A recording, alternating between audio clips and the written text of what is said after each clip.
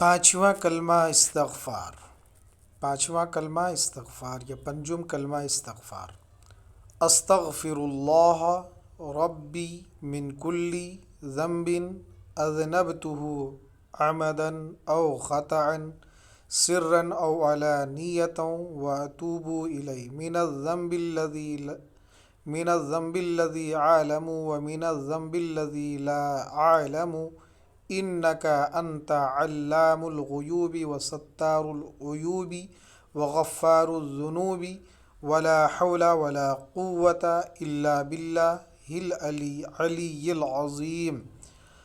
استغفر اللہ ربی من کل ذنب اذنبته عمدا او خطأ سرا او علانیۃ واتوب الی من الذنب الذي اعلم ومن الذنب الذي لا اعلم انك انت علام الغیوب وستار العیوب وغفار الذنوب ولا حول ولا قوة الا باللہ العلی العظیم.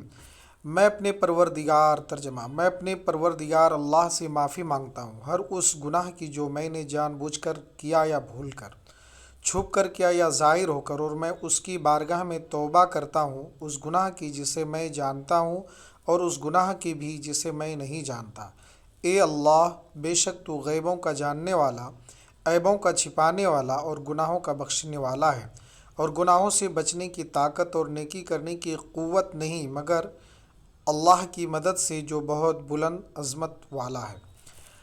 I seek forgiveness from Allah, my Lord, from every sin I committed knowingly or unknowingly, secretly or openly, and I turn towards Him from the sin that I know and from the sin that I do not know.